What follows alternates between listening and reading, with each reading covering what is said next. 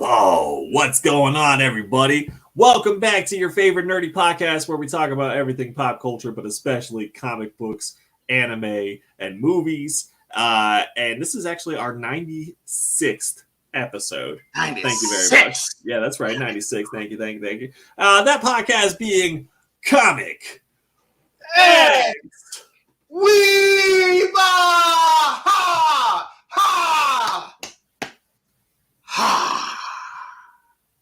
I'm your co-host, James, a.k.a. Comics for Cheap, a.k.a. hashtag Send It to James, a.k.a. Where the fuck are all these Jedi coming from? And I got my co-host here with me. It's your boy Chris, a.k.a. Come on, Dino, hit me with the music.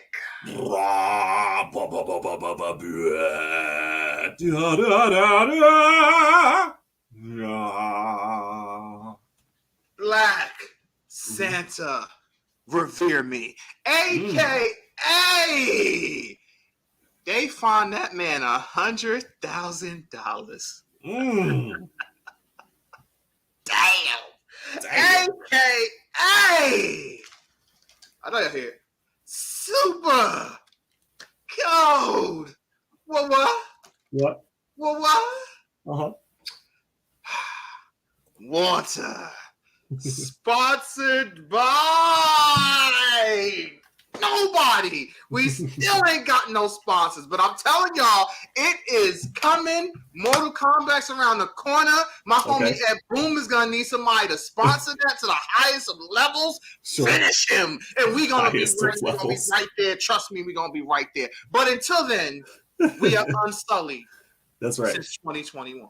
That's right. We got Rob in the house already. What's up, Rob? He says Black Santa is my tribal chief. That's right. That is right. He is tribal chief right. Santa. Acknowledge me. Shit. But we appreciate y'all hanging out with us, whether you're live or on the replay. Hit that like button for us. Smash it, mash it. Makes us feel good on the inside. Yeah, we're going to kick shit off with sports like we usually do.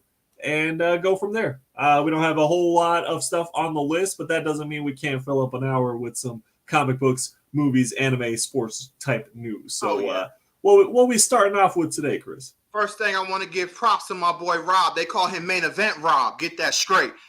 Main Event Rob, that's right. Main Event Rob. But anyway, we're going to start off with what we actually started off with last week a little bit. We're going to talk about James Harden to kick this off again. The beard. Like I said just a minute ago, they fined Harden $100,000 for what they claim. Now, the CBA has instantly, they are fighting it. They're like, no. Who's fighting it? The CBA. So basically the NBA Player Association. Oh, okay. Not CBA, but the NBA Player Association is the ones who are fighting this, and because their job is to fight for the players, and they're like, you're not going to fine him that much. The NBA is saying that he broke the rule basically by demanding a trade in public, like he was out of line. Yeah.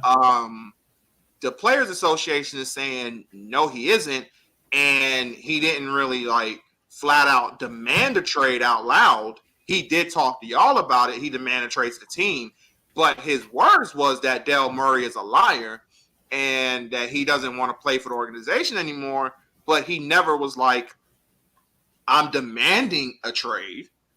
Right. So they're going to be fighting that.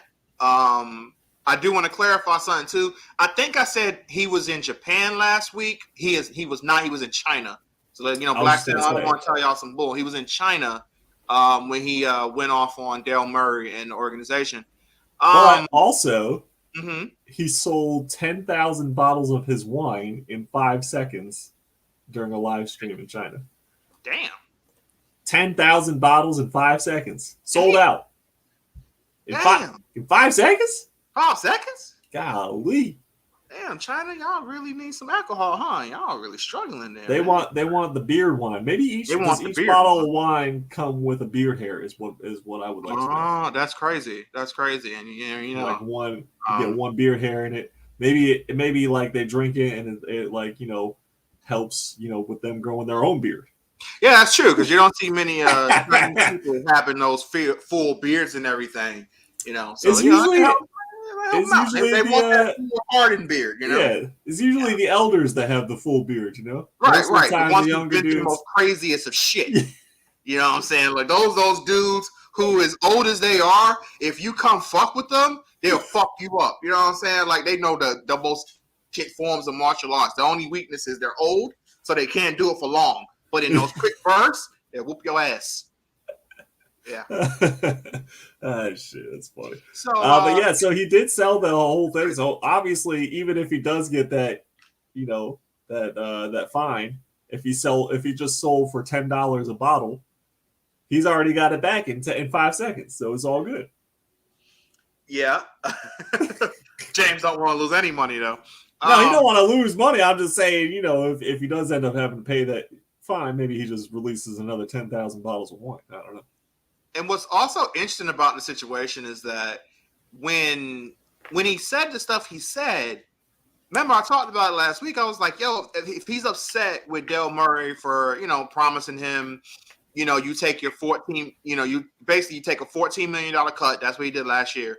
And we'll pay you back next year, blah, blah, blah. I understand why he's mad, but still, the key thing I should have brought up, though, is that that's actually illegal. Do what? A team cannot tell you, and it can't become public, that they're like, hey, if you take a $14 million pay cut this year, you're up for free agency or whatever, and we'll pay you less this year. You sign a 1-year deal for less. Next year, we're going to pay you, like, we're going to increase your pay or whatever. Like, they can't actually do that. They can't say it, or they can't do it? tell you that and do that like that. No, they can't say it. No. Why not? Well, it happened with the Timberwolves when a player signed for the team who was like basically an all-star, basically. Like he should have been paid a lot more. He took a giant pay cut, and the league was like, why did he do that? And then he was going to get like a giant increase that next year, and the league was like, you can't do that. And they end up like destroying the Timberwolves. They lost like a bunch of first-round picks. I mean, it really messed up Garnett's chances of like really winning with that team. It's just an NBA. You just can't do it. They find it is like unfair for you to like goat people in to signing these lower contracts and then like paying them a lot more that next year. They don't think it's fair. Well, that's what they do to rookies. Well, yeah, but it's multiple years that you're signed to. You're not signed to 1 year. It's not like you sign a 1-year contract. So like if you are like sign a 1-year deal, they're gonna sign multiple years. They should. Well, they can't. Unless you're like undrafted. The league is bullshit. Well, of course the league, there's some bullshit around it. That is very true. But the point is, so if you are like the number one prospect, number one pick of the draft prospect, blah blah blah. Mm-hmm. So obviously you ain't getting paid big on a rookie contract. Not anymore. In the past, you used to negotiate your rookie contracts. You can't do that anymore. Yeah, so they're giving you some bullshit amount, and then if you are a breakout star rookie year, it doesn't happen often, but let's just say you are, then you still stuck in that bullshit amount for another year at least. Well, here's the thing, though. Yes and no, but here's the thing. So, yeah, you signed a deal that you might not be getting paid as much as some other people, but, you know, is what it is. It's still NBA money. The thing is, especially if you're a first overall pick. But here's the key thing, though. If you're a rookie, when it is time for your contract to be up, no other team can give you as much as the team can give you.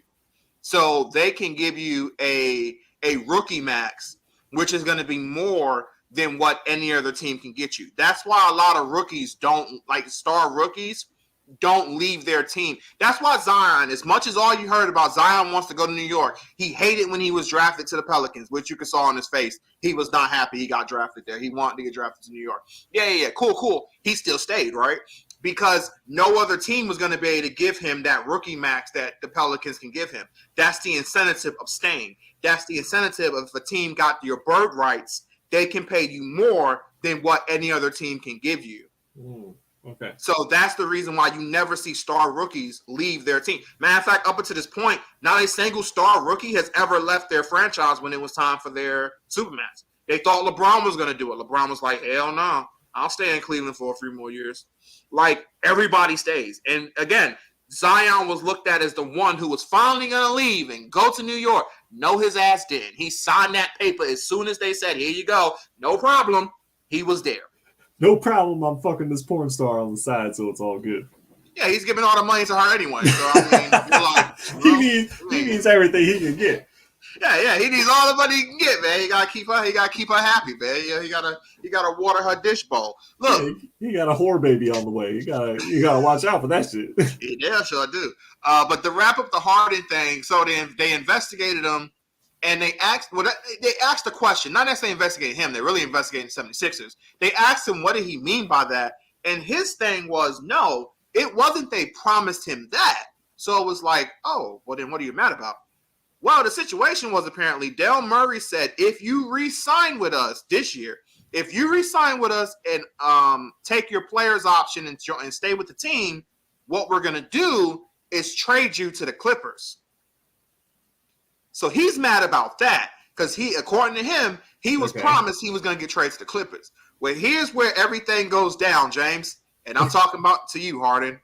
You was stupid for signing that, bro, because they have no obligation to do that. They can tell you that, and there's no rule against them telling you that. They can tell you whatever the fuck they want to. You re-sign that, they can do what they want with you. Mm-hmm. Like, that was your dumbness. Like, I'm being serious. Like, that was your dumbness for believing that they was just gonna, no matter what, trade you to the Clippers. Like, the Clippers can't give them anything in return that is really equal value to what, because the point is, whether James Harden is on the decline or not, which he is on the decline, him and Embiid are the two main pieces. So if you get rid of Harden, Embiid's just basically stuck alone. Tobias Harris is a bum. And I'm so sick and tired. Like, his contract is disgusting. He gets paid way too much money. That dude's a bum. I love it when you call people a bum. Himself, it's so funny. 76ers fans, they want to trade me for a box of cookies. You're damn right they do. I'll trade you for wait. Dorito. Are they one Dorito? I would trade your ass for one Dorito. Dorito of my choice. One Dorito. One barbecue flavored Dorito. Oh, okay. I was going to say, which flavor? I need to know. Your ass is gone, son. Out of here.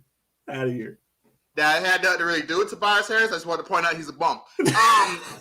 But if you lose James Harden, you don't have anything to go with. So the Clippers aren't going to trade you Paul George. They're definitely not going to trade you Kawhi Leonard. So who the hell are they going to trade you to team up with Embiid? Nobody. So they're trying to keep Embiid happy. They can't just trade you for nothing. They can't trade you for picks. They're trying to win now. Embiid wants to win now. Right. So Harden, think. Like, who are they trading me for? What are they getting out of it? They're not just going to do that. So, in my opinion, I think Harden was a little foolish on that, and he should have just opted out and test free agency if he really wanted to. But at the same time, I don't think he would have got that great of a deal. But I want to give Harden credit for this. There is nobody who is a GOAT at quitting like James Harden is. He is the GOAT of quitting. Yeah, I recently saw a thing where he was talking about how every year he's played, his team has made the playoffs. And he's like, no one else can say that. He's like, look at any other superstar, blah, blah, blah. No one else can say that. Tim Duncan? Well, okay, so but what he was pointing out, of course, like Kobe, Michael, and LeBron. He was like, they can't say that. That's cool. That's and fine. It's like, but what have you done in the playoffs? Exactly. You're right. Kobe Bryant, 5 championships, looked at as the greatest. Michael Jordan, 6 championships, looked at as the greatest. LeBron James, 4 championships, looked at as the greatest. James Harden, 0 championships. Never been to an NBA Finals one time when he had 2 other top 75 players on his side, Kevin Durant and Russell Westbrook. And again, remember, James Harden was a bench player when that happened. So when he was actually the star player, has never sniffed the NBA Finals. So, cute, which is a pointless statistic. But, those other guys actually accomplished things. and is looked at as the greatest of all time in their respective positions and in the grand scheme of things, while you're just looked at best, the third greatest shooting guard of all time behind Dwayne Wade. I'm sorry, so you'll be fourth? Maybe. I don't know. The point is, he's all right. You exactly. You all right. And then just one last thing I want to bring up about James then, since he wants to go there. I mean, dude, look at the teams he had, too. He had Chris Paul in his grand prime, closest they got to getting to somewhere, but Chris got hurt. And then, of course, you can't count on Harden to do a damn thing in the playoffs, so he failed like always. He had Dwight Howard, with Dwight had a good couple of more years left. He had Russell Westbrook in his prime. And I'm not even counting that year when OKC. This is in Houston.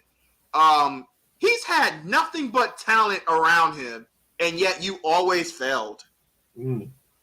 Like, no one has had that much talent around them and failed that much. Right. Other than Harden. And then let's not forget when he went to Brooklyn, you had Kyrie and Kevin Durant. And yet what always happens with James on your team? You fail. And now in Philly, you got the league MVP. Did he deserve it? No. But he's still a good damn player. Joel Embiid. And you failed again. So that's cute, though, that you made the playoffs every year. Good for you. That's cute. I think he's just trying to talk some shit. Yeah, he is. But, I mean, come on, dude. Calm it down. Do you think he'd be as famous if he didn't have the beard? No. Okay. No. He would still be a good player, obviously. James Harden is a spectacular scorer and one of the best scorers I've seen, and he could facilitate better than so many others. But the beard does increase his popularity. It's one of those gimmick things where you can be slightly better than average. Yeah. I'm gonna bring this to the rap world real quick because it's very common in the rap world. Like I think that Hobson, he's on the ground, is better than average, but I don't think he would be anywhere without those fucking demonic eyes, the contact shit that he had in. I don't think he would have gotten as far as he got. Same with some other like weird hats. I think whatever your gimmick is, you know what I mean? Like there's people that just like you recognize them because of something abnormal about them. Yes. So James Harden with his long ass beard, more recognizable just because he's got this huge beard. That'd be like if some player out there, let's say, who was that kid on the Austin Reeves on the Lakers? Let's say he decides to come back next year with just bright pink hair, just like super neon bright pink hair. Like it glows when the lights in the stadium are off type shit. Okay. I hope he does now. I'm just saying. Like he's aight, you know what I mean? Like he was good. He was already gaining a little traction, but now with the fucking bright ass pink hair, you're gonna know his name. Everybody will have the whole watches, stadium in that pink hair, and when this lights out, it'll all be glowing. Oh, exactly. That'll be sick to look at, though. But also, like any NBA fan, like would know this kid's name all of a sudden. Just because of his little gimmick with the pink hair. So I'm curious as to if that's kind of partially the reason for some of James Harden's success money-wise is just the fact that he's recognizable because of the beard. There's other players that are, just as good as him and show up in the playoffs, and you don't know what the fuck their name is just because they're clean shaven. They didn't think about it. True. Here's a tip from your agent, James, a.k.a. Comics for Cheap. Get some goddamn pink hair. I think it's a great idea. You're right. Listen to that, man. Vinyl Dragon says the River Tribe will not challenge today. What's going on, Vinyl Dragon? Good he says, Comic, you need to wear that giant clock. Oh, like Flavor Flav? We got to get Flavor Flav! Yeah, boy. Yeah, boy. Yeah, boy. Flavor of Love? Flavor of Love, man, with that girl in New York, whatever her name was. Oh my god, that ugly ass girl, bro. She had a straight body, but it was literally her body that got her and her personality. And then like everybody was like, "Oh crap, her personality is only negative, and she's actually not interesting whatsoever." She got off like that. But hey, at least she made a little bit of change. That's all that matters, right? That's right. Anything else basketball wise? Nah, I think that's pretty much it because we're just kind of waiting to see what things fly out. So I think that's pretty much it. I think that's Okay. We'll switch over to football a little bit. Mhm. I just wanted to bring up. I was watching this Netflix docu series about Urban Meyer and the Florida Gators in the mid to late 2000s with Tim Tebow. Yeah. I just threw it on while I was bagging and boarding all day today, and I loved it. I mean, I like sports docu series for the most part. Usually, it's usually very decent background noise. But hmm this one actually, I didn't because I never knew too much about Tim Tebow. It made me like Tim Tebow a little bit. I was like, damn, this guy's kind of cool. He's a cool cat. Um, hmm but overall, if you haven't watched it, I recommend you watching it. If you like anything about college football or just need some background noise in your day, throw it on. It's actually pretty interesting, and it's funny, and it's actually motivating as fuck too. Because they Urban Meyer was like, I didn't realize he was one of those like in the trenches, fucking. You don't wear a jersey until you earn your jersey type coaches. So that was pretty cool to watch too. It was like, damn. I watched that, but I was like, damn, I had already gotten back from the gym. I was like, I want to go back to the gym right now. This shit is crazy. Well, see, and the thing is, though, I'll get to Tim in a moment because I've always liked Tim, and I've always the biggest thing I loved about Tim was how motivational he was and how he can just, he can get guys to run through a wall for this guy. But let's get to Urban real quick. When you bring that up, that's cool when you're with kids. Mm-hmm. He tried to bring that same mentality to grown ass men. To the NFL. That don't work that way. Right. You're not gonna sit here and tell no grown ass man in the NFL who is already making this kind of money, especially if they're all pro or whatever. You're not gonna earn just jersey until you do. Fuck are you? Who are you? I make more than you. Yeah. Like, who are you to tell me that? You know what I'm saying? Like, he didn't understand how to coach men. He knew how to coach little children, not men. And that was the problem that it comes down to. Okay. Like him kicking a punter. Yeah. Now, of course, he chose to kick a punter because he knew damn well if he would have kicked anybody else at a different position, they would have bust his old ass. Imagine him kicking some a tight end or like a linebacker. Think that would have worked out great for him? No. Let's call it what it is. Imagine him kicking a black guy.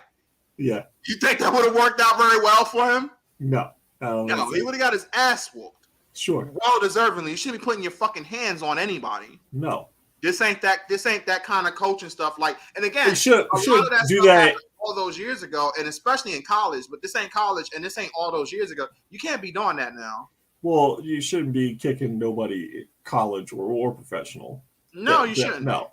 Pushing the college kids for sure because they're 18, 19, they've probably never, they think they're the shit because they came out of high school to a SEC Division I team. You ain't the shit, homie. Like there are you're up against a whole division of people filled with you now. So it ain't high school anymore. So for that mentality, you're right. That mentality in college for sure. It's fine. But they already now when they're in the NFL, they've already been through it once with college. Now it's like, okay, now we really are the best of the best of the best. Yeah. Yeah. So we already know that shit. So you need to, I think you're right with that. But it doesn't take anything away from this particular docuseries. I still thought it was really something. It held my attention. Let's just put it that way. It definitely held my attention. It was a very good documentary. And again, with Tim Tebow, and of course, I'm very sure they brought up the fact that, when they lost that game and he did that speech saying, we're never going to lose again. We're going to do this. I'm going to do that. God bless. They did. That moment was amazing. And obviously it was so amazing that they freaking immortalized it in Florida's their facility in there. Like it was basically a statue made of it and a plaque and everything. Like it was a moment, and he went on to succeed. He went on to win a national championship to make it even better. I mean, Tim Tebow was an excellent guy and an excellent leader. But then you look at what happened in the NFL. And here's where the problem really comes down to. He was a great quarterback for college, but he wasn't a good quarterback for the NFL. Hmm. If Tim would have changed his position to tight end, he would have been fine.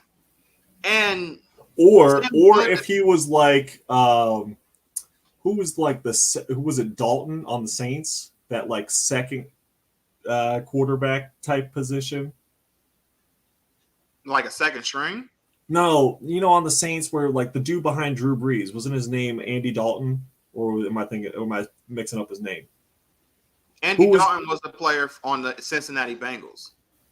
I'm fucking up his name. The dude that was on the Saints behind Drew Brees, that he the one who they did like basically the option plays. Yeah, they would exactly option plays, wildcat plays, like, but he could still throw the ball.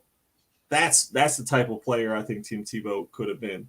The issue is you couldn't put him at that neither. And here's the issue: Tim Tebow had too much, because of how successful he was in college and because of who he was. You couldn't have him as your backup quarterback, because when anything goes wrong, unless he was behind an actual flat-out superstar, if anything goes wrong, everybody's like, we want Tebow, and we want Tebow, and we want Tebow, and we want Tebow, and it becomes so much of an issue, and there's questions asked about the fucking backup, that would also hurt him. That hurt him in New York. There was too many questions about him as he was a backup, and it became a big issue where that was his last stint, and it was like, you know what, you're too much trouble. We don't want you anymore.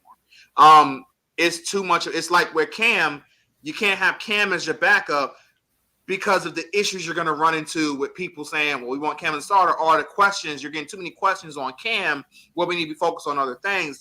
It's too much of a problem. Tim was that problem. Tim was a great football player. He wasn't a good quarterback. He had, and even that year with the Broncos where they made the playoffs and they won a playoff game, his numbers was atrocious. Only in the fourth quarter in crunch time, he put up some really good things, but your team had to keep you there for 3 whole quarters, and you had to hope that he could make a play. That is a problem. Right. He wasn't good enough as a quarterback to win games that you needed, because, again, you can't count. Like, the Broncos' defense don't get enough credit. They carried his ass. And he was able to make a play or two in the fourth quarter. Give him credit for that, yes. But we had to get all the way to the fourth quarter, and towards the end of the game, we had to keep it close. That's a problem. They touched on that in the documentary too, where that's good.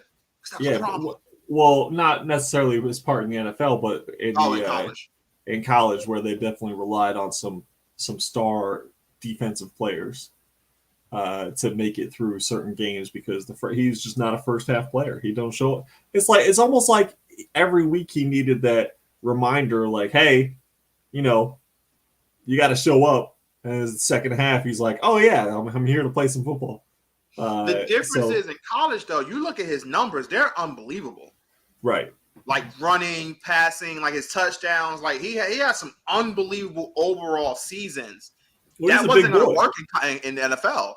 He just wasn't good enough. Like, he was better than so many players physically and mentally in college, where in the NFL, they're all just as physically, if not better than you. You can have the mental part, but the physical part, you're not going to be able to do that running over people and all that crap you did in college. You can't do that with these boys. Yeah. And that was his issue. But he was a spectacular college player, and he was a great he could have been a great football player. He would have had to change position. If Tim Tebow would have been a tight end, and that's what so many league executives and other players have said, if he would have been a tight end, he would have been bad. He would have been a beast. With his frame, his mental part of it, he would have just been running people over. It would have been so tough to take him down. The rules, just get a little bit bigger. His favor too. The rules, because you don't have to be the fastest, you don't have to be strong, but he was strong and fast enough where he was going to be able to make some big plays. You're going to get the ball to him. He's going to catch because first downs.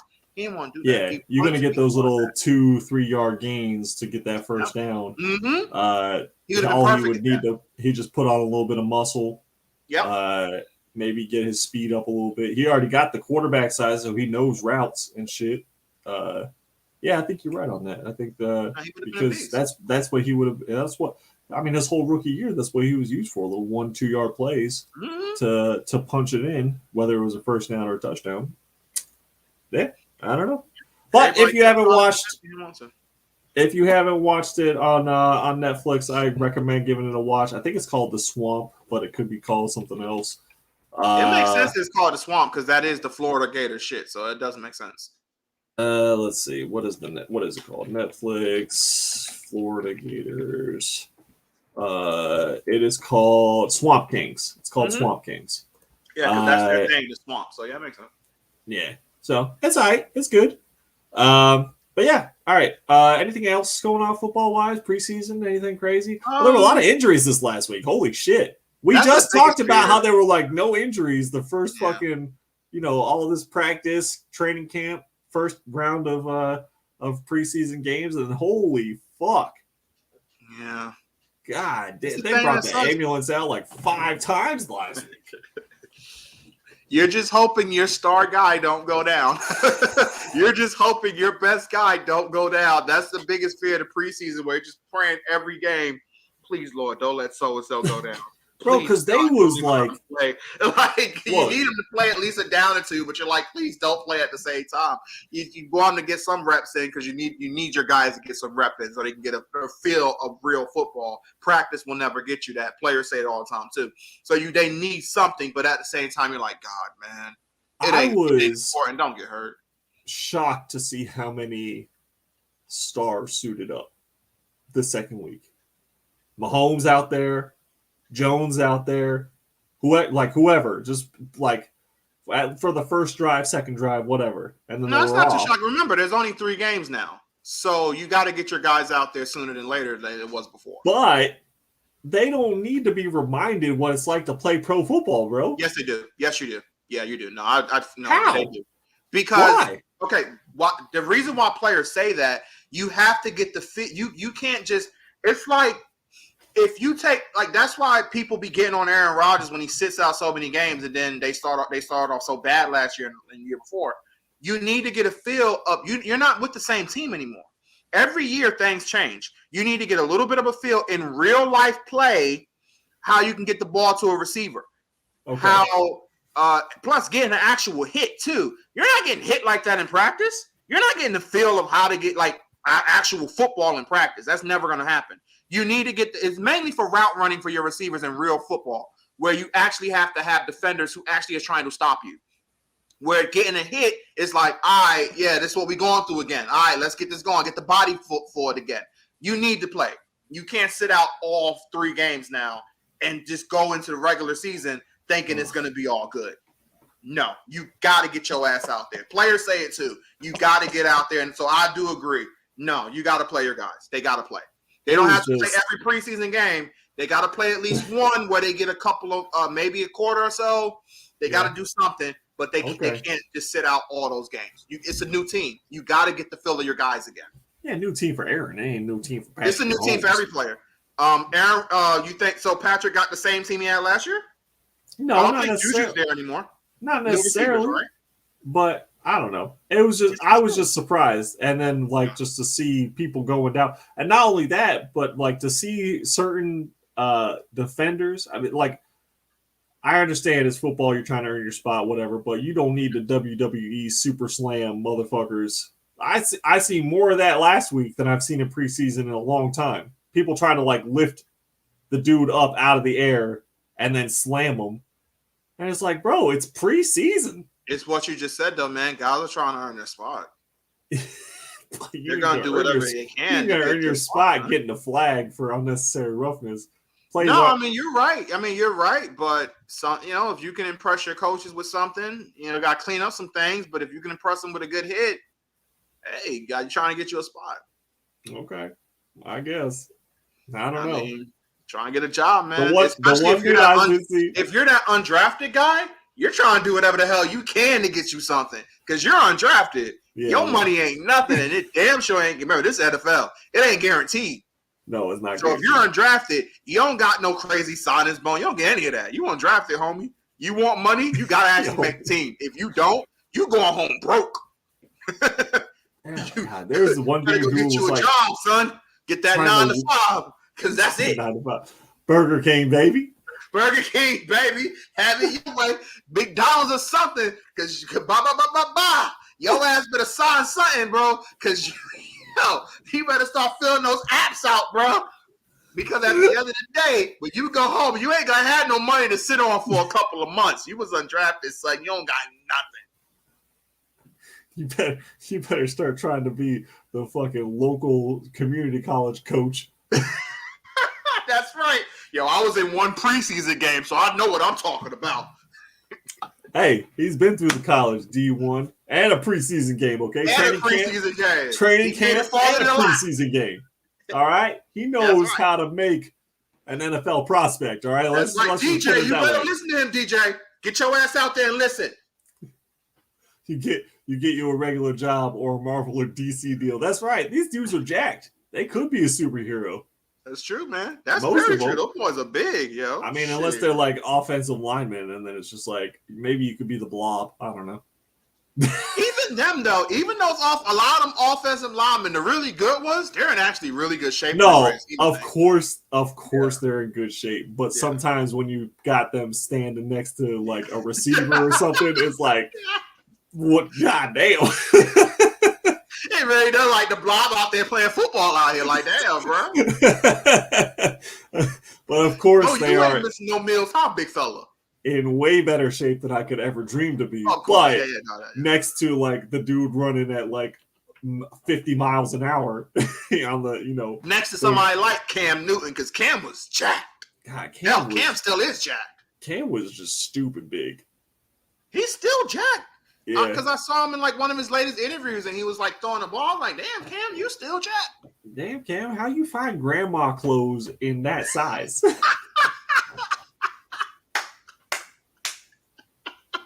Yeah, them granny clothes, but I'm custom made right there, bro.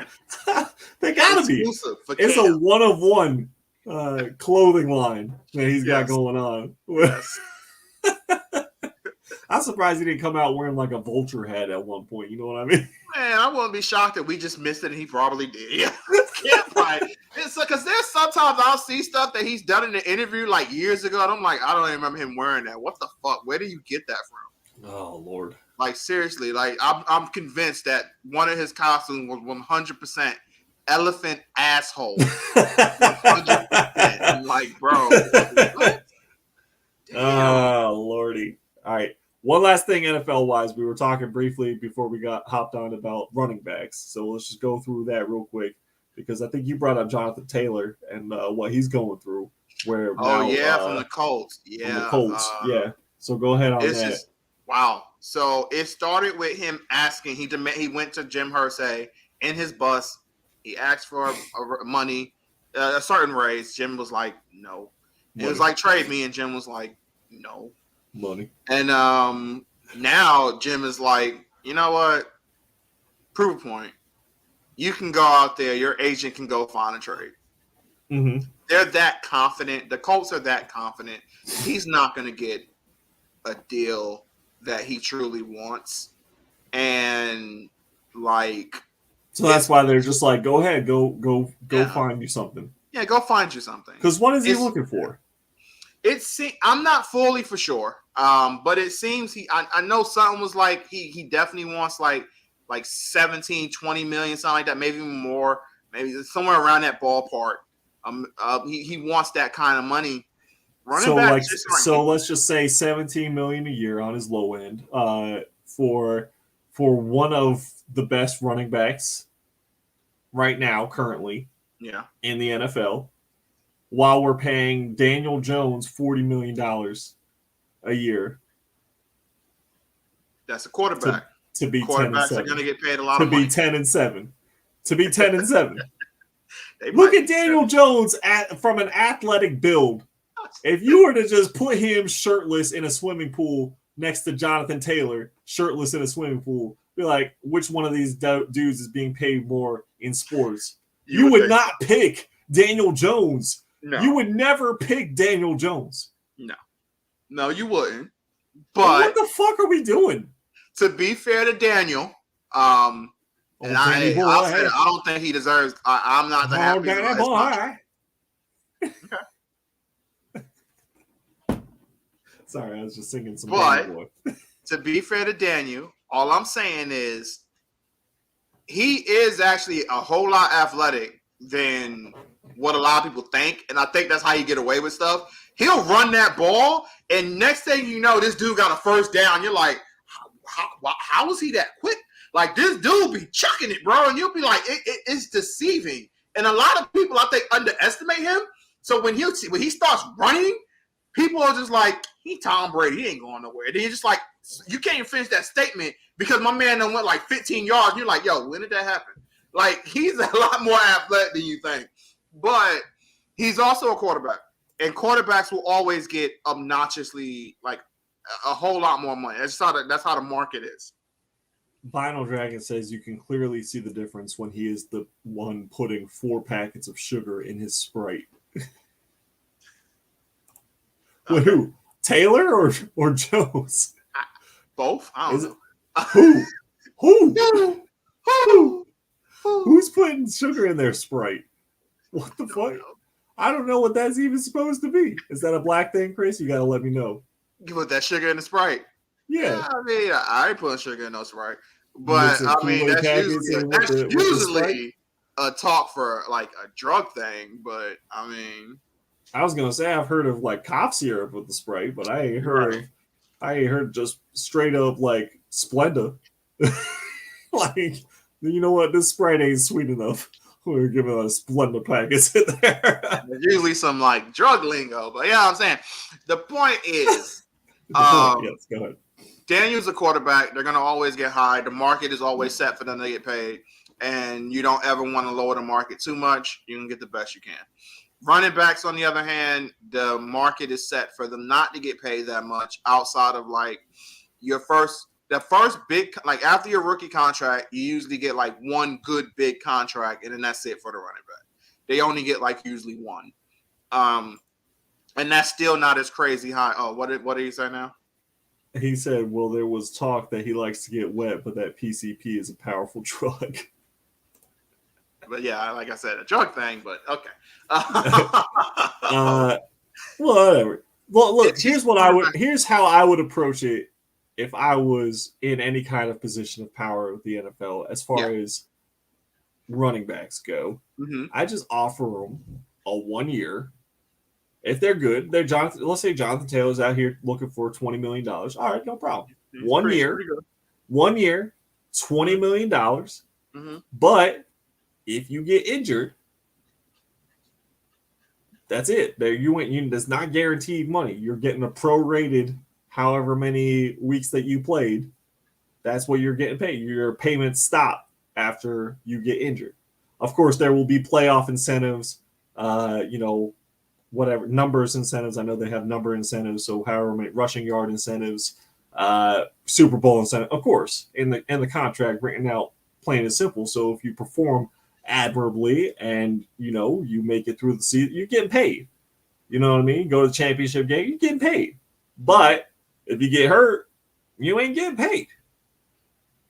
And that's the reason why they wouldn't sign it, because their mindset, like you want the security, especially as a running back.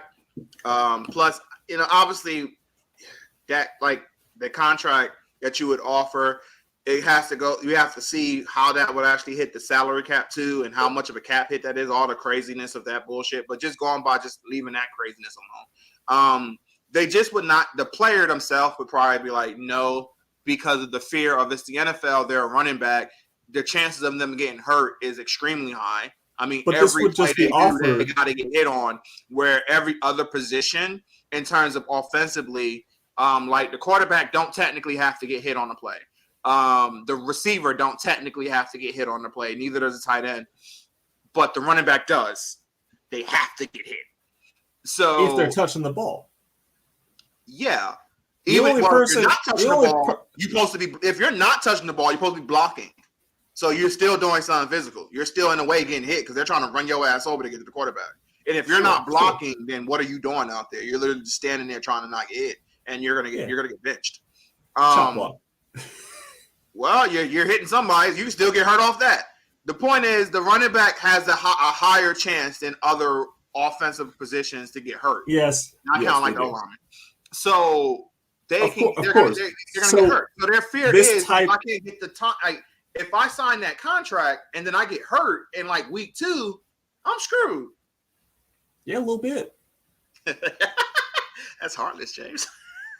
But this kind of contract will only be offered to some of like those elite running backs that are seeking that astronomical pay.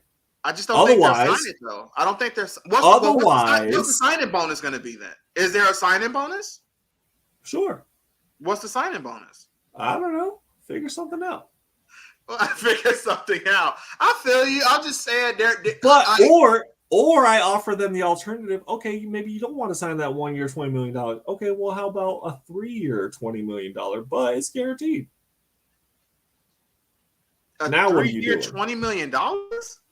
But now what are you doing? I think they would sign that. Oh, what is it? It's not guaranteed? No, it is guaranteed. But there's no other like bullshit. I think a lot of running backs will be okay. But there's no other bullshit added onto it. So it's just flat out $20 million for 3 years. Yeah. Mm-hmm. Yeah.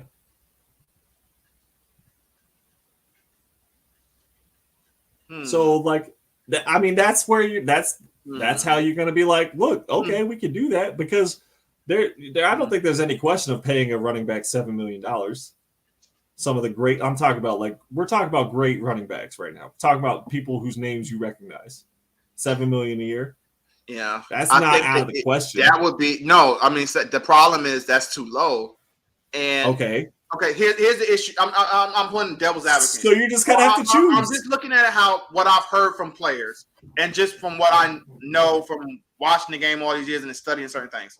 Not an expert here, but I'm just saying, players. If you're looking at that, the whole thing is about you want to sign a deal that makes it better for the future generation, the next guy up, and moving on and on and on. If you sign a deal like that, you're basically like shitting on all of that, and you're making it worse for the future because now you're paying the running back even less in their overall money. They're like it's just flat out 20. They're only getting $7 million a year. Like they want like $15 million a year. They don't want $7 million a year. You dropping that down to 7. Now they're basically like, oh well, we can get look at this guy here. Look, Chris Lloyd just signed that $7 million contract for James basically for a year. I mean, why would we give you this? He's the best running back in the league. Homie, it's guaranteed. And it's only 3 years. Look at what he did. Here's your money we're giving you. Like it's looked at as like a bad thing for a player to sign that kind of deal. Okay, so then you sign the $20 million for 1 year. Yeah. With the clause. Hey, I mean, I feel you, James, but it's just I don't think the players probably wouldn't sign it. Of course, I mean, look, the players aren't going to be happy no matter what you give them. You always going to want more money. Yeah, that's the whole thing. It always is higher and higher. You always going to want more money. Bro, you think Deshaun Watson ain't looking for a raise right now? Oh yeah, because he just signed the most ridiculous contract of all time. The only reason why he's probably not bitching more is because of the fact that he is still, in terms of pure guaranteed, the highest quarterback to ever do that because it's all guaranteed. Right, but it's like, oh well. Let's say Lamar Jackson's contract he signs the highest in quarterback history in terms of this, and this. Literally, the next guy up is going to be higher, and then the next guy after him is going to be higher. Right. So Justin Herbert, whatever, is going to be higher. Joe Burrow is going to be higher. It just gets higher and higher. Right. Exactly. So I don't know. Which one would you pick? If you were like, would you get the $20 million for 1 year? But it's not guaranteed at the injury clause, but there's incentives, or $20 million flat for 3 years, but it's only 3 years. If you make it through the 3 years, you could go sign with someone. Maybe you sign that the next year after that with a big team for a big 1 year. And hold on, you said there's no incentives for that $20 million one? Yeah, or they're like very low. Like obviously, like maybe a playoff. I ain't gonna front. That's a terrible deal. I would advise no one to ever sign that. Like a playoff or Super Bowl or whatever. that is a terrible deal. But no rushing yard incentives or catch incentives. Oh yeah, I would definitely not sign that. That's a terrible deal. So you've taken $20 million from 1 year. That's one of the worst deals that you could sign. I would advise no one to ever sign that. Because if you're not, but it's a guaranteed. It is a guarantee. You got $20 million guaranteed, but You're in telling your me pocket right now. Here's the thing. You can let's say you outperform that contract in 1 year. You put up like 1,700 rushing yards, some crazy shit like that, 15 touchdowns, choice, and you're not getting incentives for that. You make the playoff. You're not getting anything for that neither. Like really low. I said that you get low incentive, but then you should have chosen the 1 year, $20 million. No one's gonna sign that because they don't think gambling. Get hurt. You're exactly that's the gamble, but the fucking gamble's on the owners too. Because if you get hurt and they're paying you all this fucking money, it's like, okay, what are you doing? No, $20 million is not much in the NFL. That's not a lot of money. Okay, it's not much in the NFL, it's a whole lot of money. But it's a lot of money. Think about it. Like think about it this. Like let's say it was like 15 million for 1 year for like the franchise tag or whatever, and you still got those incentives. That's only 5 million less for 3 years. In 1 year I made 15 million, and in 3 years you only made 20 million.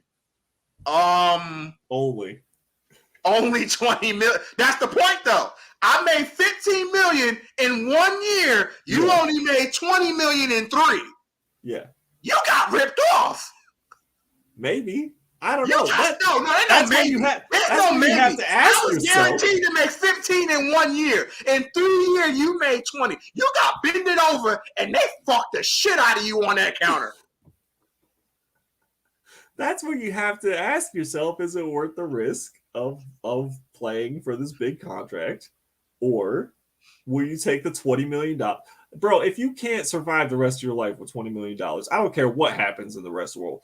If some fucking nuclear shit goes off, okay, you don't need the $20 million anyway. You're gonna need fucking liquor, smokes, and hookers is what you're gonna need to survive. But if you can't make it from right now, or let's just say from the age of 22 until 65 with $20 million, right? Then I don't know what the fuck you're doing. No, I got you. No, I feel you. But we are not looking at it in terms of the normal people like us. We're looking at the NFL aspect of it. And in the NFL, you could not sign a deal like that and not have again, if you personally don't give a rat's ass about being hated by your peers, sign that deal. You? But if like because here's the thing. If I'm a top running back, and I see another top running back sign that deal, I'm going to be pissed the fuck off. Because I'm going to look at it as, your dumbass signing that deal has hurt all of us moving forward. Because now every team, is just like when they bring up the thing, well, Tom Brady took a pay cut. Fuck Tom Brady. I don't care what Tom Brady did. I'm not Tom Brady. I don't want to take a pay cut. He said, fuck Tom Brady. No, I've always felt if you're a player, you need to get as much money as possible. These are billionaires.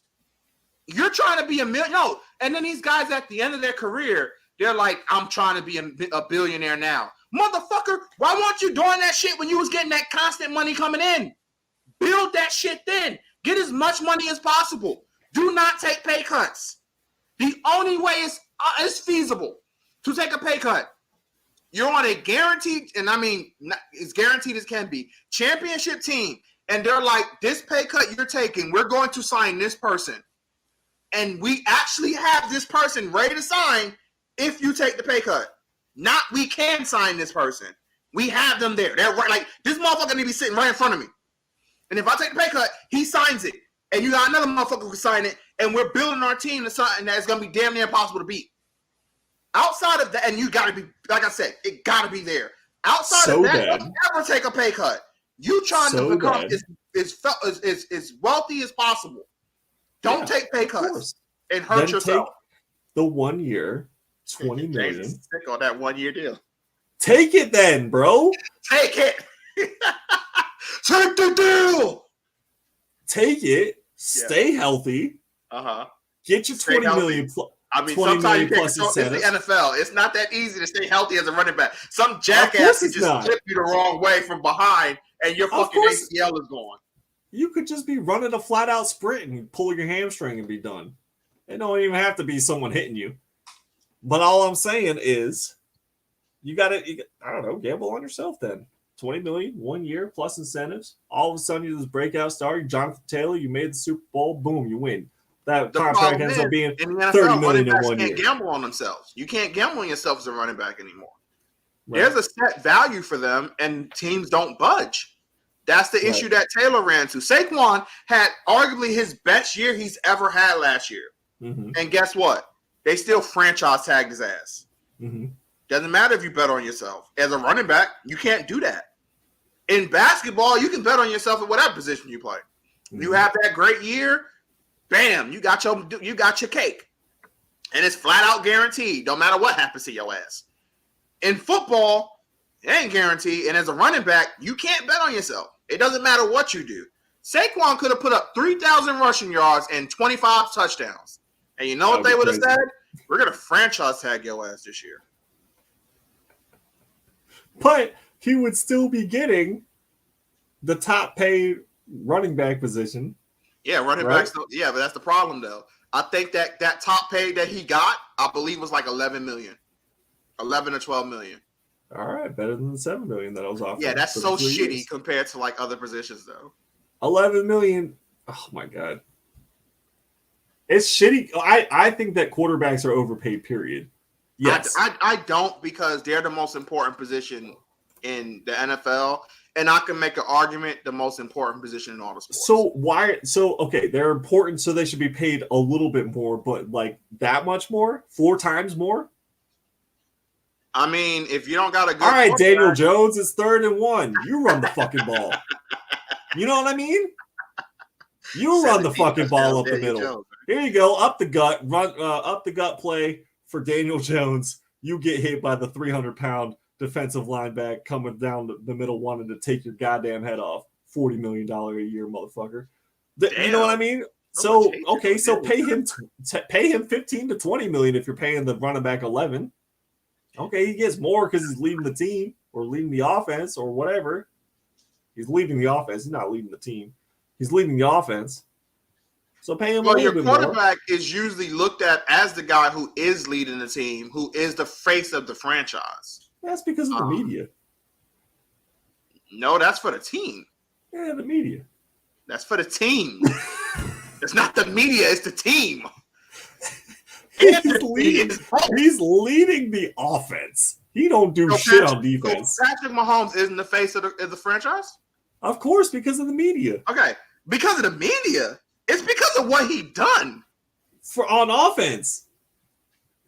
He ain't tackling nobody. What? Okay, all right. I think that he's one of the greatest quarterbacks to play the game, period. Views Patrick Mahomes as the face. Not the media. The media does too, yeah, but the franchise, the owner of the team, views Patrick Mahomes, Joe Burrow, Justin Herbert, Lamar Jackson as the faces of their franchise. They're the top dog. Yeah. So I'm saying, like, they are the face. Whether the media wanted them to be or not, it doesn't matter. If the owner of the team is like, no, he's the face of our franchise, yeah, he's the face of the franchise. The media also believes. Can I mention that sports topic before moving on to another subject? We have been on sports for a while. I agree. But this is important.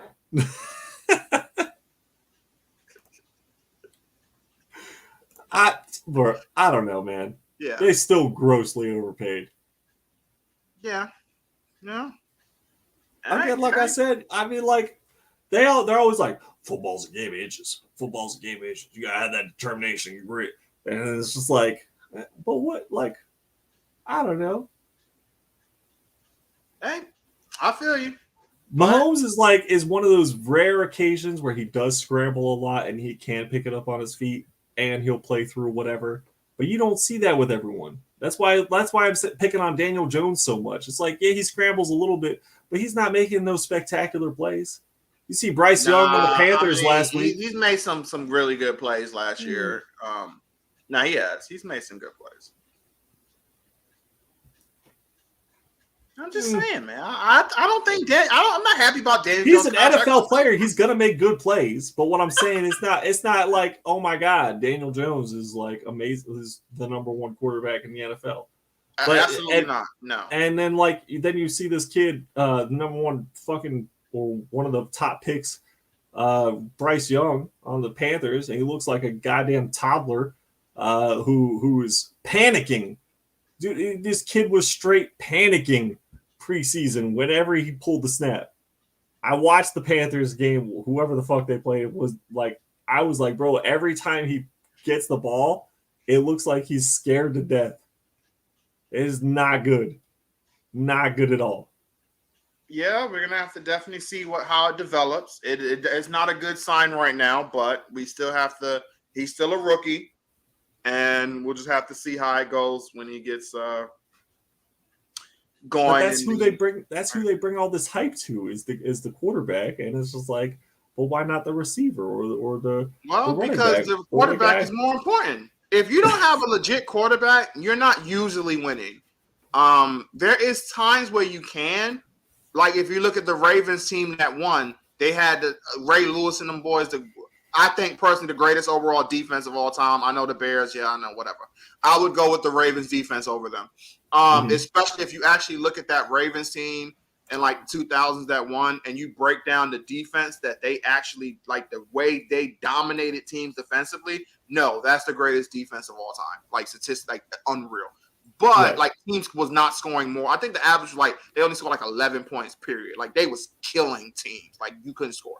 But you still had to have a quarterback that managed the game. Like the quarterback is that important. Like you couldn't have a bum out there. Like Trent Dilfer, you still had to have a quarterback who was able to manage and not screw things up. Right. Like the quarterback is still just important, even if he's not the main star. And if he is the main star, like you need a quarterback. I agree. I agree. Replace the receiver. That he's important and should be paid more, but maybe not like 4 or 5 times more. Oh. Maybe like 2 times more.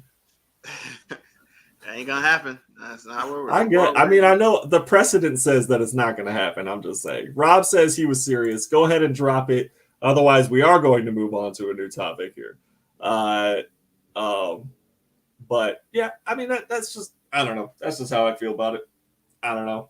Yeah. I'm always like, look, I mean, if you're not like a Tom Brady or a Patrick Mahomes or, you know, a Lamar Jackson, Joe Burrow, there's a whole, that's 4. Yeah, okay, well, you know, Peyton Manning. You know, then if you're just like, whatever, Daniel Jones or, you know, whoever, even Justin Herbert. You know what I mean? He got to win more. He got to win. He got to win more. Exactly. He got too much talent on that team for them to not make the playoffs or get knocked in the first round. He got to step that. He got to win more. Rob says, Chris, did you hear R.I.P. Terry Funk? I actually did hear that he did pass away. Yeah, that is terrible. I felt that sucked. That was oh man, a legend. A legend of professional wrestling. Mr. Hardcore. And it was just man, that sucked when I got that news. I was like, damn, Terry Funk, man. He's been around for so long. You just didn't think that old man would ever die. So definitely RIP to his family, his friends. I know Mick Foley, Mankind, Cactus Jack, all those battles they had back then. I know he's distraught because that was like one of his best friends. So I know Mick is probably taking it really hard. And so many other people are indeed. But yeah, RIP to Terry Funk, and you know and prayers and nothing but good wishes to his friends and family. That sucks. For sure. Absolutely. All right, are we moving on from sports? Yeah, we're moving on. That's enough. All right, we're moving on. All right. Up next, Snow White and the 7 Midgets. No, I'm just kidding. All right, Chris wanted us to talk about the new Snow White live action movie, so we're going to go ahead and throw it into the mix. Disney has announced that they are doing a live action Snow White, and they have announced or cast. They've cast at least Snow White. I don't know if they've cast the 7 dwarves or whatever they're doing with the dwarves at this point. But yeah, did you want to throw your opinion on it? So real quick on that, because I don't got too much, but the biggest thing comes down to, and I've said it before. Now, a lot of people, and me and you talked a little bit off camera about it behind the scenes, and you brought up the fact that, you know, it is a little weird that not, and again, you want like hating or saying it's terrible, but you're like, it's a little weird that Snow White, who is called Snow White for a reason, her skin was pale and blah, blah, blah, like the snow, is now a black lady. That's like, here's my opinion on that. That's stupid, and it should not be the case. Like, if you're like, it's kind of what you said a little bit when you was like, why not just make a new princess? That's what they should do if they want to do that. I've said it before and I say it again. I am so sick and tired of them changing a white character black, or a fucking male character female, or a female character male, or whatever the case may be. Make a new character. Be fucking creative. Stop trying to like everything. Like, now we're in that culture where it's like, I understand you want things to be more diverse and everything, and they're like, well, we had all these princesses, but there wasn't many black princesses. Yeah, I get that, but why don't you create new black princesses instead of turning ones that was already what they were into black girls now? Like, I don't find that good, or a movement that is needed. I actually find it to be regression. You telling me we can't make anything new? We have to take and then just change it like that? For what reason? And then what the hell is the issue with the dwarfs? I don't even want you to call it. What's the problem? Yeah. Okay.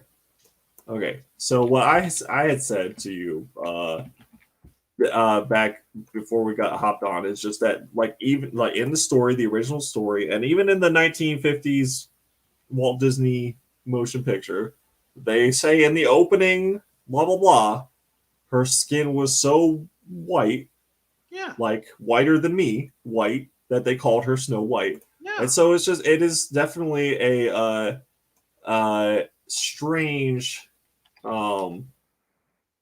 change. It's a bullshit change. Yeah, it's odd. But here's the thing. Why are we making, like we were saying, why are we making these remakes of these classic films when we should just be making new shit? We should just come up with a new idea. If you want to make a black princess, great. Make a new one. Make a black princess. Like, it can't be that hard to come up with a princess story and, you know, have a black actress be the princess. Like that, we're not gonna get mad about that. What you are gonna get people mad about is taking a story that's been around for 70 years. Doesn't matter if it's Snow White or pick any of them. And if you don't have people, if you're making a live action remake of it, like you didn't take The Lion King and all of a sudden it's fucking tigers. It's the Tiger King now. Nothing with or the Cheetah King. You know what I mean? You made them lions. Like, it was live action lions. Like, just shows up. The cheetah just shows up and just like, yeah, I got them Cheetos. Y'all want some? Fucking like Chester Cheeto King. Yeah, he's selling like their drugs and everything. It's the crack cocaine of the kingdom. Fucking crack, dude. If Chester Cheetah isn't Scar in the next Lion King remake, I swear to God, I'm not having it. I'm gonna go see. They got my money. But what I'm saying is, like, it doesn't matter if the live action remake, it, like, if you're not matching characters with how everyone has grown up with the story and how they're described in a book or how they're whatever. I mean, I can understand some small changes, but, like, come on, bro. I don't know. Because that's not a small change. That ain't a small change. Snow White and the Seven Dwarves, all of a sudden, because Peter Dinklage says that it shouldn't be dwarves anymore or whatever. Now it's Snow White and just seven random bums that live together and working a diamond mine, and they're all like, I don't know. Sounds like it's gonna be a circle jerk around Snow White. You know what I mean? Like, it's 7 dudes. That sounds like a gangbang to me. Is it even 7 dudes? Isn't like a couple of them females now? Oh, is that? I think from a poster I saw, at least one of them look like a female to me now. So I don't even know if they're all dudes. They might just be like a female or 2 now. Because that makes sense in a mind. I don't know. The point is, though, that shouldn't have been a change neither. I mean, just keep it for what it is if it's supposed to be a legit remaking of it. But no, they want to just... I just think it's dumb. It's like... It's one of the reasons why I don't even watch them, these remakes and all this other shit. Like, I will never watch Little Mermaid. I think that was stupid, turning Ariel into a black girl. I thought that was dumb. I have no interest in watching any of these. I mean, I wasn't like the biggest fan of that stuff anyway, but I had no issue watching them. It was fine. Hell, I'm a giant Kingdom Heart fan, so and that's the whole premises of Sora going to all of the Disney kingdoms and all that stuff, and he fighting with them, and cool shit happens, and it was always great, and it could bring back nostalgia when you watch that stuff in the past, and it was always cool. But now with the new stuff, I'm just like, I have no interest whatsoever. I will never watch that garbage. I just won't. It's just you're taking the heart and soul of it, and you're turning into this just because you may feel, well, we don't have enough black people or whatever in it. Whereas, like, I get where you're trying to come from, but create new stuff. You don't have to exactly up the old stuff. The remake, for me, the remake is so lazy because it's like we all know the story. We all know the story of Aladdin. I've seen that movie 100 fucking times. Same here. I don't need to see it with people instead of it being drawn. You're singing the same fucking songs. It's the same goddamn premise. He's going in. He's got the lamp. There's a genie. Oh my god, I'm a prince. I'm not a prince. And the end. Yep. Okay, cool. We don't need give us something new. If you're gonna do Aladdin, do a whole fucking new Aladdin. Aladdin, whatever, something different. We don't need the remake of it.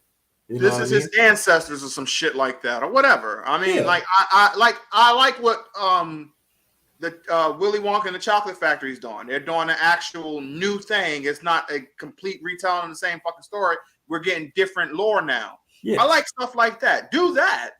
Do that.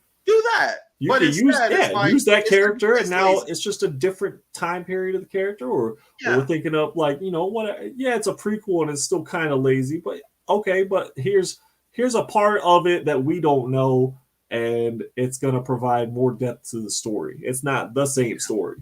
Yeah. So I'm with you on that. And then I'm also just gonna say that it does like I was saying, I think HBO is gonna run into the same problem too, where they're trying to do this Harry Potter television series, and it don't matter who they cast for each character, because these movies have made millions, if not billions of dollars for Warner Brothers. They're so fucking infamous at this point. We have a fucking theme park of Harry Potter. There's still, to this day, anytime you walk into a Barnes and Noble, a whole wall dedicated to Harry Potter shit. Oh, yeah. It's like, it's 7 books. We don't need a whole wall. But to this day, you will still see it in any Barnes and Noble you walk into, the Harry Potter fucking wall. So it doesn't matter. You could pick a dude who looks exactly like Daniel Radcliffe to play Harry Potter, and people will still be like, that's not my Harry Potter. So it doesn't matter. Like, why are we remaking this stuff is what I'm trying to say. I would be utterly shocked if one of the three, and probably the girl, would probably be turned black. We're going to get Black Hermione? Yeah, probably. I'll be very shocked if one of the three isn't turned black. No, it's going to be Ron, because they always turn the ginger into black dudes. So if we're going to go with that whole thing with Wally West and Little Mermaid and whoever else, the redhead gets turned into the black guy, Ron Weasley is now going to be called, I don't know, what's the Ron equivalent for black name? Rosalind.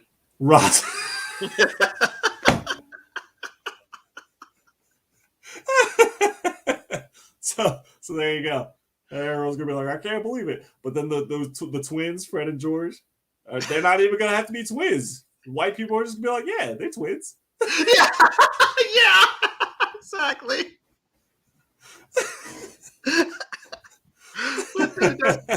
That's just the world we're in, man. And again, this is coming from a black guy. It's just like, we don't necessarily want it to just be like you're taking established characters and turning them black. We want new black characters. We want new creative things. We don't want it to be like basically, here's your hand-me-downs. Basically, like be creative, make new shit. There's a reason why when that shit broke like a year or so ago, and it was like, oh, we're gonna turn Clark Kent black. You saw tons of black YouTubers like, don't fucking do that. We don't want that shit. We already have a black Superman. And you have a black Superman. Right. It was so disrespectful to us. And it was like, oh, that'll be cool, right? No, it's not. Clark Kent is a white guy. He's not black. A black alien landing in Kansas in the 1940s. That doesn't seem like a good idea to me. Yeah, that's gonna be great. It's gonna work out great for him. I'm sure he'll be fine. I'm sure he's not gonna turn to fucking Ultraman. What was that Brightburn or whatever, that movie where if Clark was like evil, where he grew up evil? Yeah, which I've always said, to me that was 100% an Ultraman thing. That was not meant. I never thought that was meant to be Clark. I always thought that was meant to be Ultraman. I didn't think it was meant to be Superman. Right. But yeah, it was something like that. I can't remember the name of it either, but it was something like that. That was a James Gunn, little James Gunn. I think at least produced. I don't know if he like wrote it or anything, but that's what also makes me feel like, definitely, you know how James Gunn is. Like, I'm definitely sure he was like, in his mind, yeah, this is Ultraman with Superman. Yeah. And obviously he can't say either one because, you know, it ain't rights and shit. But yeah, I'm very sure that was his mindset, because that was way more some Ultraman shit. Yeah, it was a good concept. It was a fine concept. Yeah. It wasn't greatly executed, but it was pretty decent. I like the concept. Yeah, it was decent. It wasn't like the worst movie I've ever seen. It was high. It was great. It was full of. All right, let's move into. We got two more things to talk about. Blue Beetle. Blue Beetle we have to talk about. So Blue Beetle opened with one of the better ratings in a while for a DC film. I think it started like in the high 80s critic-wise on Rotten Tomatoes, and then it dropped down to currently today it's at 77% for critic reviews, but it's at 91% for audience reviews. So still highly accepted.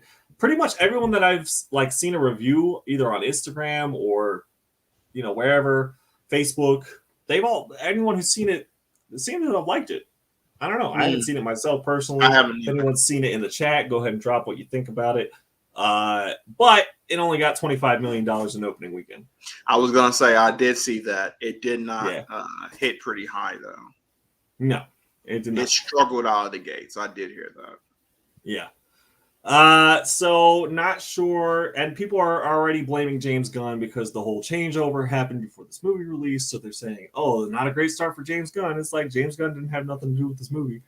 But remember, I said that was going to happen, didn't I? Know. Yeah, I knew they was going to do that. Not saying it's fair, but I knew they were going to blame him, and this was going to be bad on him if this movie don't do well. Right? Should it be? No. But was it going to be? Yeah. I figured it was going to be. This was going to be the case. Right. Yeah. So I can't really speak too much on it because I haven't seen it. Chris hasn't seen it, so we need to eventually see it to be able to speak on it. But there you go for opening weekend. And then the other thing that's just come out is Ahsoka. Ahsoka Tano has come out. The new Star Wars Disney Plus show. And that I did watch. I did watch the 2 episode drop last night. And it's aight. It was aight. It was aight. I mean, I didn't dislike it. I'm not a huge Star Wars nerd, so I haven't watched like all of the Clone Wars and all of Rebels. Why I gotta be a nerd though, man? No. Well, I'm just saying in that aspect of like, I can't just be a fan in the fandom. Okay, so I'm not a huge Star Wars fan. So I haven't watched all of Clone Wars or all of Rebels or everything that's involved Ahsoka as a character. So whatever. But the episodes held up pretty solid. Like there was action, there was humor, there was suspense going on. Non-spoilers basically. Right at this moment, Ahsoka, she lost a prisoner, but she found a map. Let's just put it that way, okay? But she's on this mission. She's looking for someone who's been rumored to have died, but apparently is not dead, and that is Thrawn. I think they say that in the trailer, so that's not really spoiling anything. But that's who they're looking for. And yeah, all I have to say is, how many more Jedi are we going to find that have mysteriously survived Order 66? It feels like that's all that's happening right now. How many of these motherfuckers did they miss? That was always their out, because technically when Order 66 happened, you technically couldn't confirm 100% that every fucking Jedi was killed. A lot of them did escape. A lot of them faked their death. So they can always use that out as like, oh, well, you thought they was killed, but they wasn't. I mean, that was always lazy to me from the get-go. It sounded badass, but once I got past that, literally as a kid, I was like, oh, well, that's lazy writing, because you can instantly just be like, well, and definitely when they was like, oh, a lot of them faked their death. It's like, well, yeah, you can just bring it back any point you want to. That's pretty lazy. So yeah, I've always felt it was that. So they can literally just say, well, this person didn't actually die. Thought he died or she died. Nope, that's fine. They've been hiding out the whole fucking time. And then they had children, and now their children are Jedis and blah, blah, or whatever. So yeah, and it seems like it's for both sides too. It's not just like it's not like, you know, only Jedi, like the Sith are popping up and they're like, oh yeah, I was, you know, the temple guard during 66 and I escaped. It was like, really? You were the guard at the temple when Anakin showed up and you just you walked out? Oh yeah, he totally let you walk. Put a fake mustache on and you're like, hello, sir, and then just kind of continued on your way. No, he's one of Anakin's homies, so he was like, Anakin, my dude. And Anakin's like, look, man, you can leave. Yeah. No problem, bro. You'll never hear from me again. Anakin's like, he was dapped him up and everything. All right, my dude, take it easy, bro. Yeah. He was in the group chat. Anakin's the school shooter. He's in the group chat, yeah. Anakin sent out a quick group chat. He's like, look, this is what's going down. Hide in the closet, all right? Hide in the closet because I'm coming after the school. 384. That's right. That's right. But I mean, so that part is just kind of annoying, but and I understand there's like new people being born who are force sensitive. Yeah. Well, you know, whatever. I'm all like we've said before, let's just get out of the era of Anakin. But they can't do that. Nope. They just can't do it. Nope. And Ahsoka's cool, I guess. Vader will always sell. So it's like, we can put Vader in anything. Let's do it. Yeah, and I know he's gonna pop up at some point. They're gonna have some flashback. They're gonna have some flashback and hi, I'm Anakin with young little Ahsoka. Woohoo. And so we're gonna get that scene, I'm sure. But so does this take place after Vader's death or something, or before? Oh yeah. Oh, it's gotta be. They're fighting the new. It's got to be after the original 4, 5, and 6, because they're talking about like the new empire, or like the new uprising that they're trying to put. They're trying to stop the second war. Okay, so Luke is basically alive in his prime now, right? Yes, Luke is definitely. Oh, so he'll show up then. Probably they're gonna do another CGI. I ain't watching. They're gonna do another CGI like young Luke. Yeah, probably. Scene or something. Yeah, get the people crazy. But whatever. That's why I said it's all right. It's not like, you know, outstanding, blow me away type of shit, but it's all right. Right. It's whatever. That's nice. Yeah. So there you go. And I think that's gonna wrap it up. Yeah. I do want to say one more quick thing before we go. Okay. Yeah, I've been watching. I'm watching two things. It's funny. I've read the manga of Tokyo Ghoul. Mm-hmm. I never fully really invested into the anime. Okay. I've been watching that. I've been watching a couple of episodes and everything. And because I want to see why people hate the anime so much and love the manga. And it's like, oh, it was so ruining the anime. So I'm pretty sure in the first season, I'm not going to get it. But I do remember hearing that the second season is where people really got upset, because I guess they like basically changed so much stuff in the manga and just like rushed through characters. And then in the third season, they try to recover that, blah, blah. I can't wait to see how that goes and really come up here and say how I feel about it. But so far, so good. I don't really have a problem with it. Kaneki is still the same bitch he was in the manga, whining about everything. So I can't wait for him to turn and become more emo. But so far, so good. I haven't had much problems. I've also rewatched Sword Art Online. I haven't watched that in a long time, so I've been rewatching that. And rewatching which one? What is it? Sword Art Online. Okay.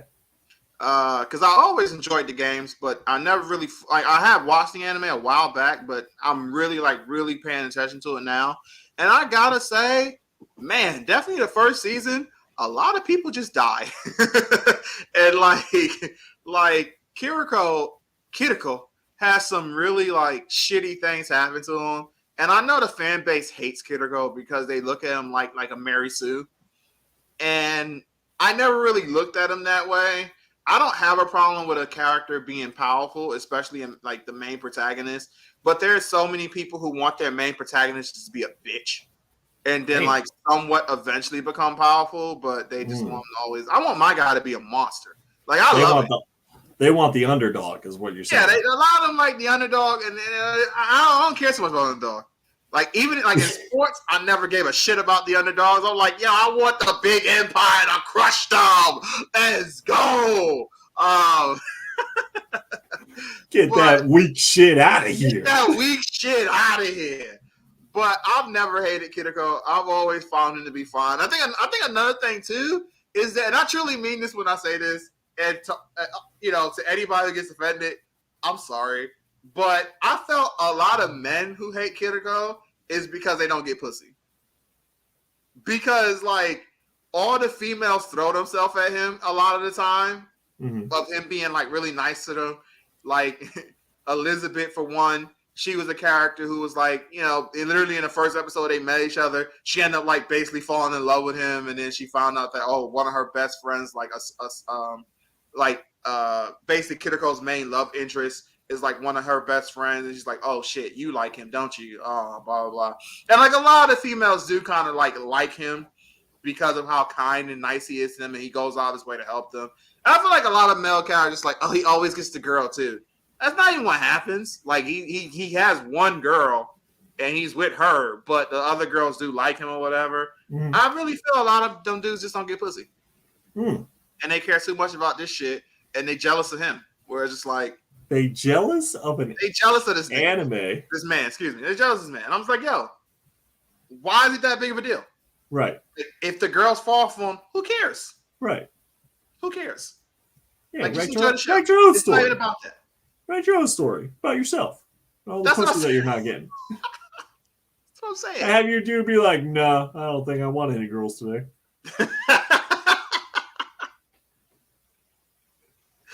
So, you know what? I've been enjoying it. It's been fun. I've been having fun watching them. There you go. Okay.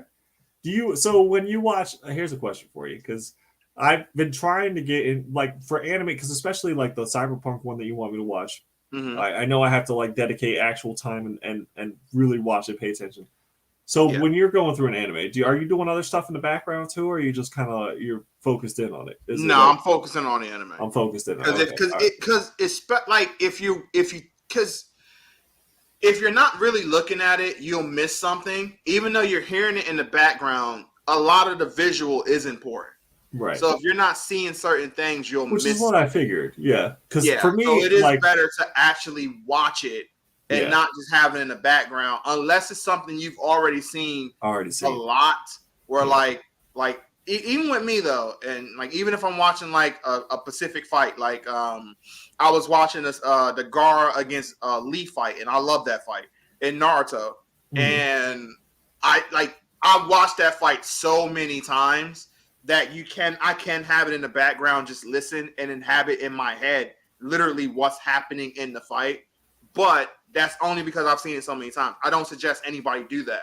If you're going to watch it for the first time, watch the fight. Because little key things, for a perfect example, there's a moment where he's fighting Gaara, and he kicks Gaara in the air, and he's going for the Lotus, and he's about to take Gaara down. And there's a split second where if you're not watching, you're not going to notice it. But if you're watching, he kind of loosens his attack and then goes into it and strengthens again.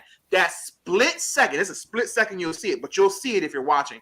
That time when he does that split second gave Gaara enough time to lighten the blow when they land on the ground.